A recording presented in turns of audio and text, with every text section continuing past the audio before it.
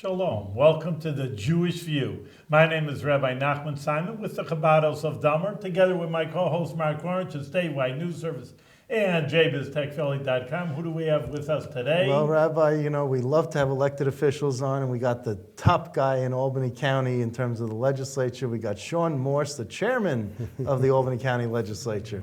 The chairman, okay. The chairman. Top guy. top All notch, right, there we go. From All right, Cohoes. good to see you again. All right, then. From Only Cohoes. good I'm thing. really There you happy go. to be Well, back. I enjoyed myself last time, so Well, I'm glad you're We here. got a Thank new you. report card, a new got semester. a new report card, so- and we'll see how bad Mark beats me up, and we'll report And you'll back still later. come back. Okay. We had a good time, and I'm honored to be here. Well, and- since you're talking about beating up, Oh, I wanted to right. ask you about the cyberbullying law. Yes. Well, I was one of the top sponsors of that law when it first came out. And of course, you're talking about treading on unknown waters. It's never been done before. And, obviously the court struck it down and said that it wasn't constitutional and kind of gave us some ideas of how to make it constitutional because the intent is correct.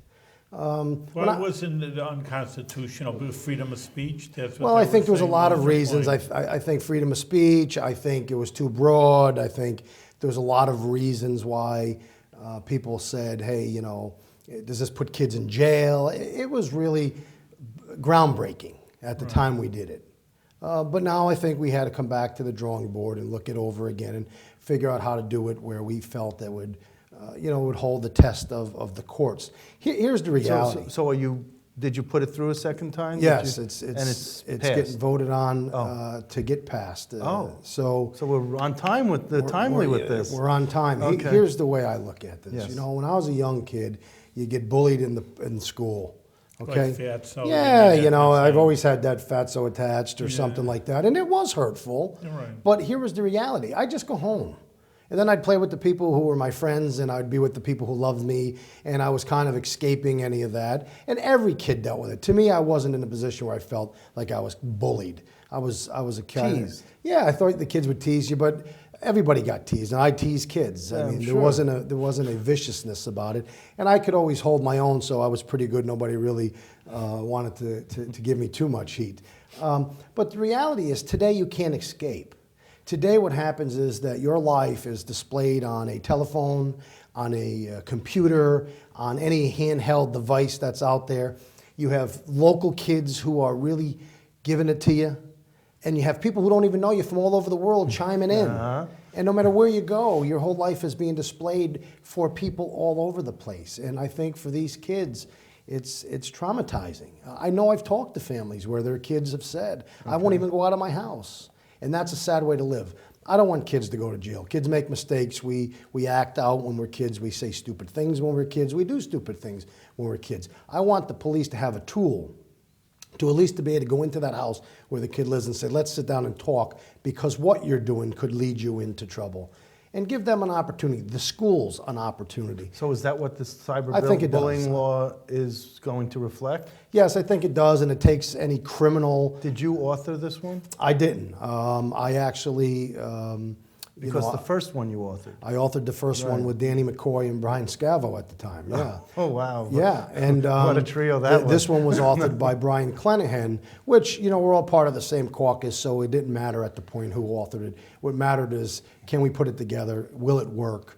And But is there some reason because you're chairman that you didn't do it, or is it because you weren't chairman before? Are you chairman? no, I just Is think that what why? happened was the court struck it down, and they acted very fast, Brian Clenahan and them, to get something changed, and I was fine with that because I've always been a firm believer. If you don't need your name on something, you can get a lot of things done.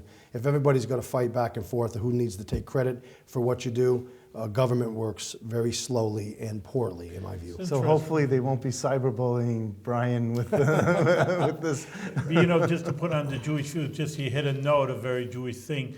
The Lubavitch Rebbe, who's head of our group, he used to say exactly that he said, some people, again, you put your name on it. Well, I don't agree with him. He said it, I'm against it. Right. You don't even listen. Right. Yeah, like you say, Democrat or Republican, I don't want to listen to him. Well, just look at the issue. it doesn't make a difference where it came from. He says, don't use my name. If it's better for it, I don't need the credit for it. Right. The issue is the main thing. And So who was this who said the that? Rebbe. Oh, the himself. Rebbe, He yeah. said, yeah, just get out there and do the right thing and don't say, well, the Rebbe said, Lubavitcher Rebbe said this or that.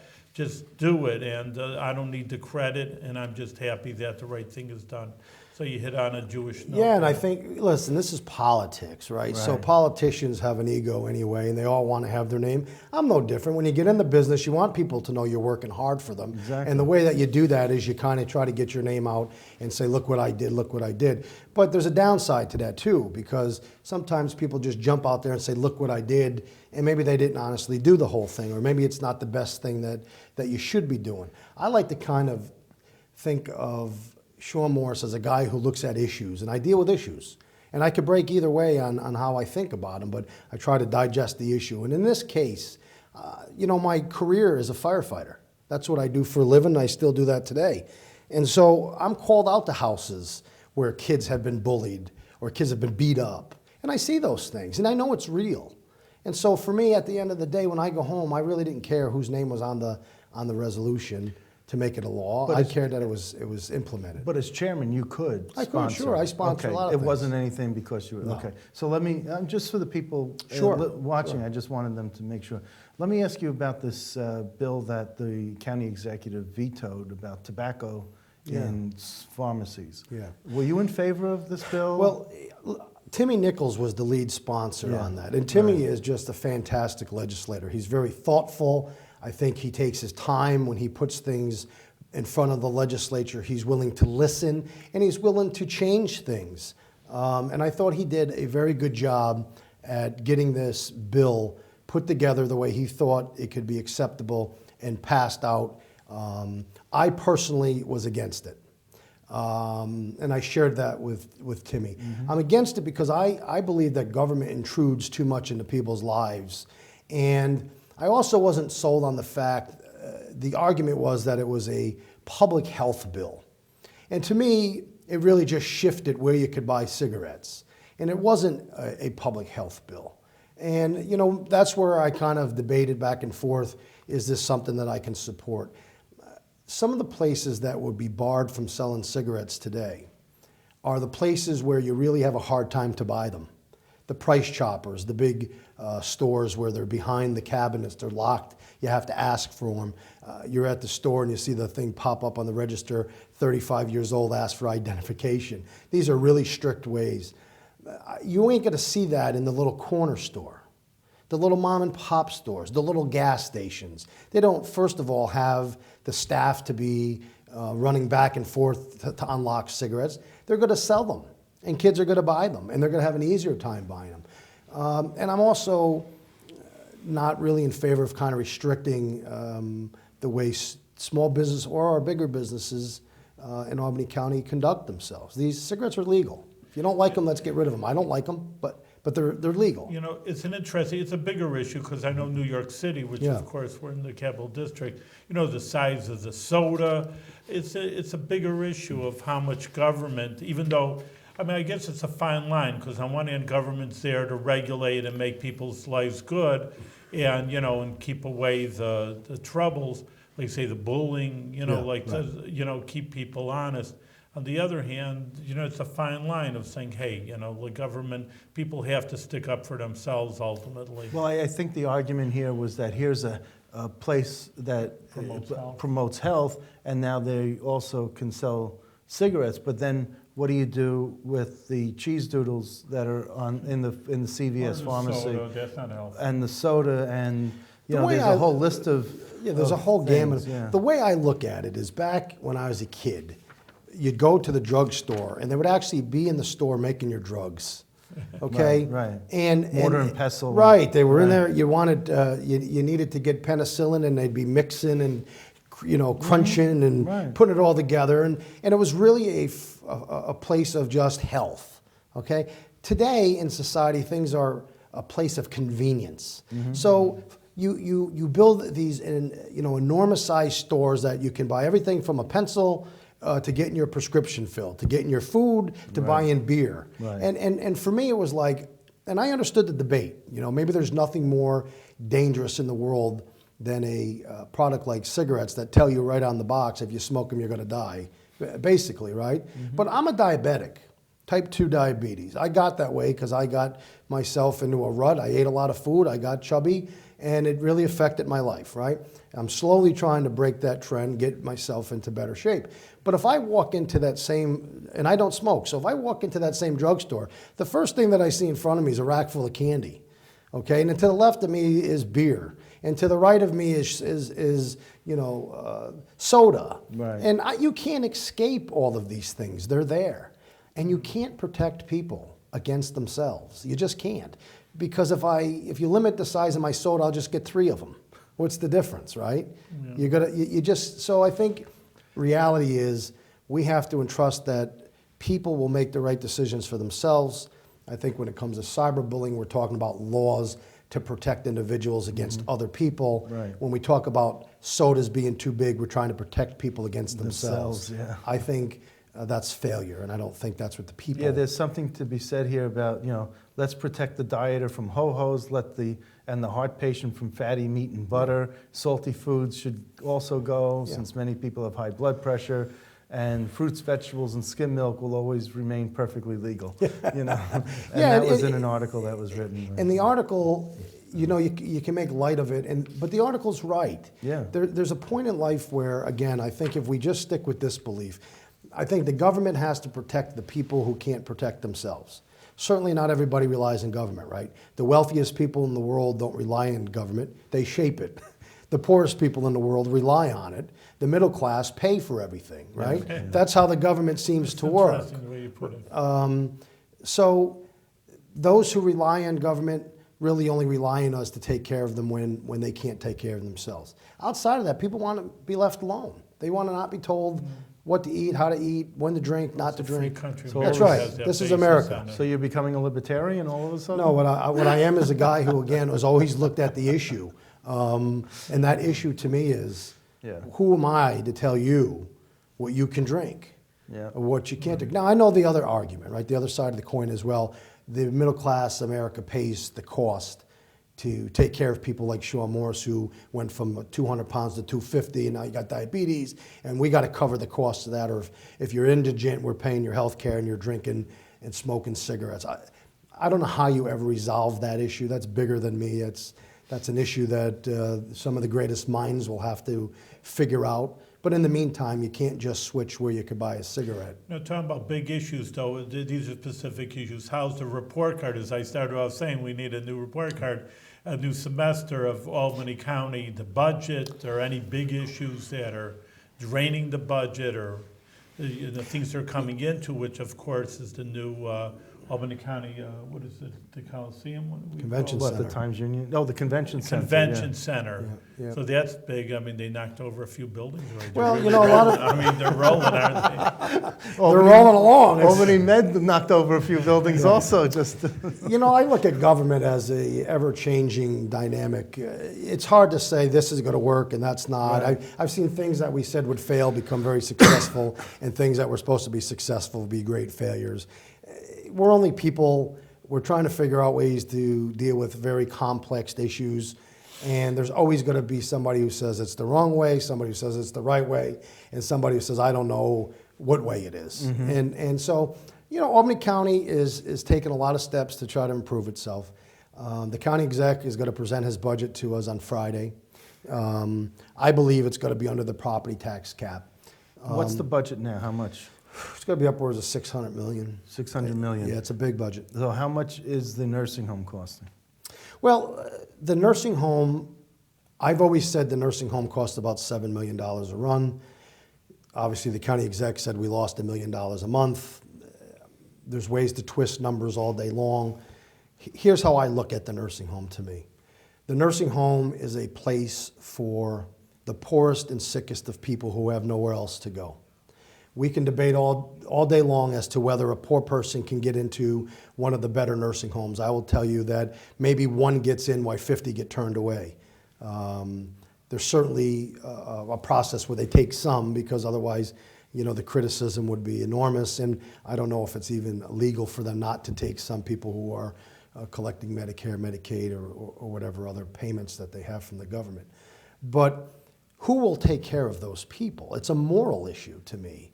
Not every issue can be based on a dollar. It's got to be based on what is the mission of the county government. But what I'm asking is that the county nursing home, are the costs coming down with Coming this down new greatly. guy? We hired a. Well, that's what I'm. Yep. That's what more of what I'm talking about than Yeah. philosophically. Yeah, we hired a gentleman to run our facility. His name is Larry Slacky.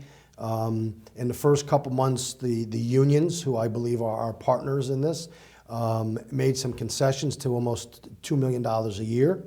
Mr. Slacky believes there's other ways we can do business, and he's hoping that within a year or 2 years, we actually will not have a contribution to the nursing home other than the contribution we made to the intergovernmental transfer, the IGT funds, which is 2 for 1. We give $1, we get $1. So it's Okay. and so that would be an enormous savings. Well, another $7 million. $7 million. Yeah. Yeah. And and still keep the nursing home. But it used to cost $20 million under Breslin. Well, I think again, I don't believe that. You don't believe no, that. No, So I what do you believe that number was? I've argued when the he number's said- always been $7 to $8 million. Always 7 to 8 Yeah. million, and that's what everyone's saying it is today. Yeah, I think I've And you've always said that costs were the same 10 years ago as they were today. Well, I've only been in the legislature for 10 years, and my arguments Well, that's really why I said- started at the nursing home about 2 or 3 years after I was there. So for the last 7 years, I've made the argument that we're not paying or losing Okay. $1 million a month, okay? That we were somewhere between $7 and $8 million.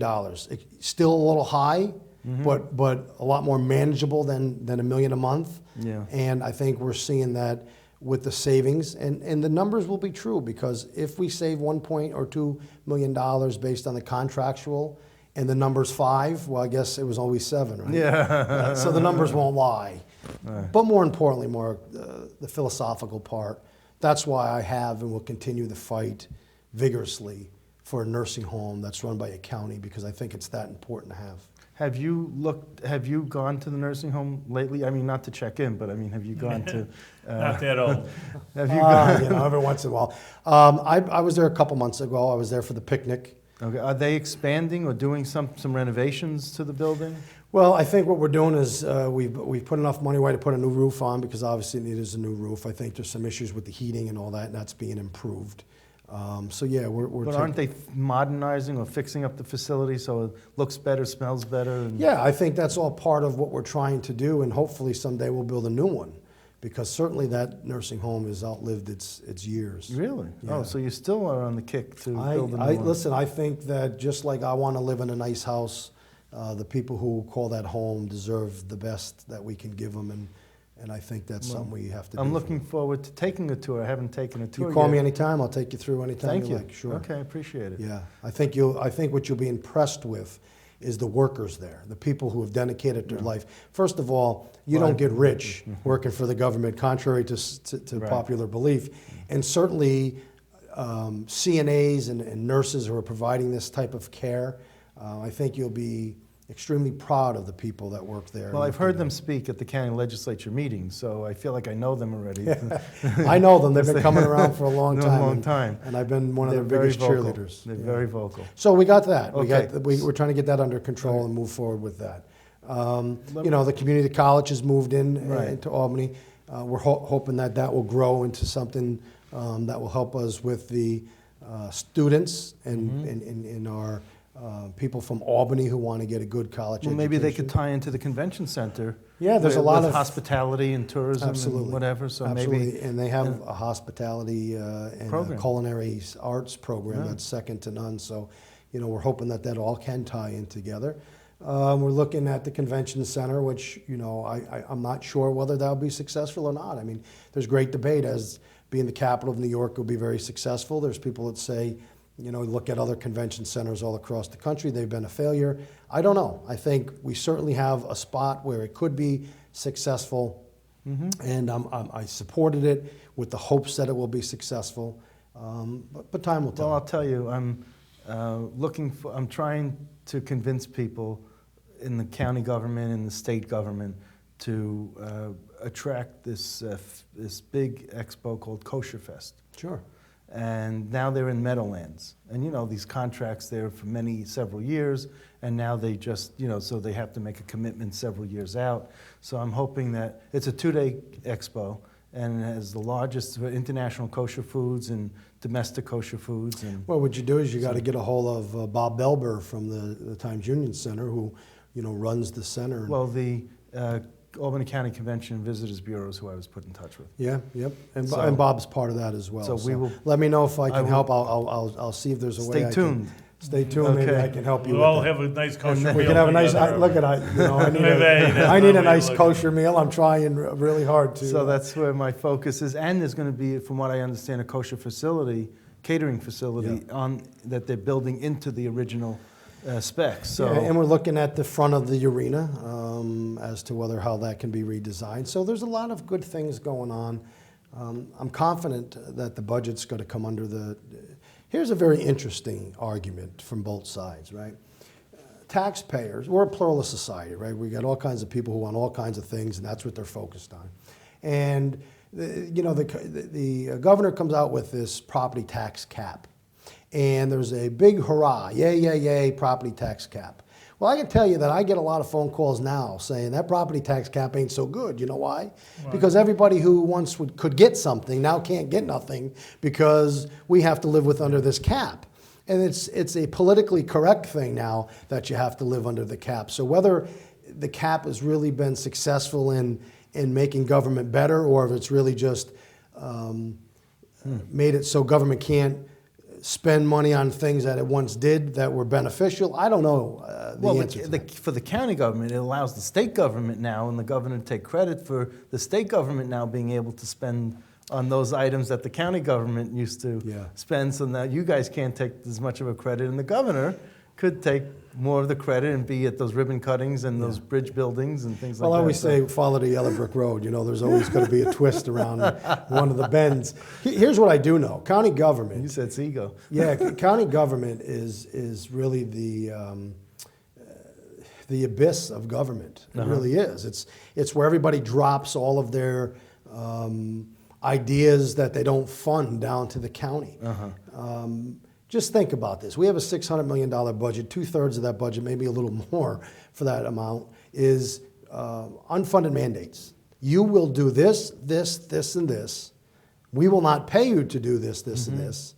And if you don't do it, we're just going to take your sales tax revenue or something else. So we're forcing you to do it. So then county government is faced with having to make these programs work, right? So then we go to the taxpayer and say, well, we're trying to live within the property tax cap, but you know, all of these programs have just increased, and we have to pay them.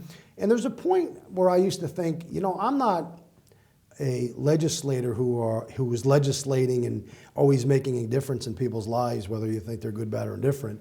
I'm a tax collector for the state of New York because I don't even really have a say in any of these things. And we don't even have a say in the programs. I mean, you can look at some of the social service programs and say, we could do this better. We can move the pieces, it would save. You can't do that. You just do it the way you're told to do it and collect the money and move along. So that puts us down to... Well, you could speak up at hearings. Well, I speak, Mark, I think you know me quite well. I didn't mean you personally, well, I meant but- you, the plural you, collective you. Right, but you know me Yeah. quite well. I am very vocal Yeah. about issues that I believe that are very important. I speak loud for my people in Cohoes, and I speak loud for the people in Albany, and you know, I only do it when I think it's the right thing to do. But here's the problem. It doesn't matter how much you yell because you're almost in like a soundproof room. You know, the bottom line is they're going to make you fund these programs. So here's where the debate comes in about, use the nursing home. The nursing home is discretionary money. We don't have to have a nursing home. Right. But is it right to close the nursing home because we don't have the money to pay for it because they're squeezing out of us all of these other programs? And so that's why the nursing home becomes a hot topic, because not because anybody wants to close it, because why would you want to do that? Right. But because that's where you can steal money from to pay this part and pay this part. And if you don't have nowhere else to grab it from, where do you go? All right, so let me ask you this question about Medicaid, because that's an unfunded mandate, Sure. I guess. I mean, are those costs going up in this next budget that you? Well, the costs, I'm certainly sure they're going to go up for the state. It's probably somewhere about $70 million. Are you going to do anything in terms of auditing and asking the controller to audit? We could audit all day long. Because of the waste, fraud, and abuse. All we do is we can audit it and send it to the state and say, look at you, we found some abuse, and whether they do anything about it would be up to them. So you can't. Here's the reality. I think the state of New York, and I'll stand corrected if there's another state, but I think we're one of the only states, if not the only state, that charges 25% of the Medicaid cost back onto the counties. I find this to be quite ironic. If we did not have to pay a portion of the Medicaid, like every other state doesn't do to their county, we may not even have a property tax. Because the property tax that we raise is roughly about 75 million, which is pretty equal to what we pay as the 25% cost of the Medicaid. So there's an argument to debate whether the state of New York could pick this cost up, spread it out amongst an enormous amount of people. Right. Okay, where it's not as expensive, and provide the taxpayer, the property taxpayer, with some kind of relief. Right. Let me ask you this: the county clerk, the previous county clerk, Tom Kling, was on the show. He said he gives back about $1 million to the county, and under Bruce Hidley, are you still getting about $1 million? Well, back? I won't. I think Bruce will probably do the same thing. I haven't got that report yet. And when you say give it but back, that's pretty. It is. That's pretty good. Yeah, because they're able to charge. It's the only agency that gives back to the county. Well, yeah, it does, because it doesn't have a big overhead compared to the other. So what it does is it gives back money to the county, which allows us to raise your taxes less because it gives us additional funding. Good. Yes, great. Absolutely great. Okay. But you're talking about $1 million and $600 million budget. Why I think it's phenomenal that they can do that. I don't think that's the reality of the other departments, because those other departments don't function that way, right? Those other departments are state mandated departments, Right. where we have to provide services. Let me ask you a question about the correctional facility, the Albany County Jail. They've introduced video conference, video visitations. So that's bringing in more money, and they're trying to do other things that are revenue producers. And plus, by doing video visitations, you have less chance of contraband coming into the jail, and it reduces the footprint of everyone coming through. And if you have fewer people actually walking through, you have fewer problems. So anyway, are you comfortable with the way the Albany County Jail is being run? I am. I think the sheriff does a great job. I think the workers there do a great job. You know, there's an argument to be made about every service. Yeah, but are the costs going down because they're increasing the revenue that they could bring in from outside, from other sources? Well, yes, the cost does go down, but I don't know how much, because this is the first year that I think it's really been instituted to the level. So I think, you know, the sheriff's done some things. They put in new phones that people have to pay to use, which will bring the cost down. I think, you know, at the end of 2014, by April, we'll know all of these things and how they've worked and if they are successful. How much of the budget changes from what the county executive proposes? How much of that changes when you dispose of it? Well, it all depends. It depends on one. Generally, is it around? Because I know the state budget, 98% of what the governor proposes is in the budget. They tweak the 2% around the edges. Yeah, is the same thing similar? I think one time the county executive under Mike Breslin had a 20% budget, and we ended up passing to 12, so it went down 8%. And under McCoy, he's been in a little more difficult situation because he's got the property tax cap that kind of limits his budget. So, you know, the last couple budgets, I think it was, you know, if it came out at 1.5%, 2%, when we made adjustments, it was pretty close to the same. To what he proposed. Right. It's pretty close. It just means that maybe if he wanted A and we wanted B, we end up getting B and took out his A, you know. Right. But you try to work together for those things. But I think the legislature has policies that it feels are important to implement, and if there's a price to those, we may say, let's pay for it with this.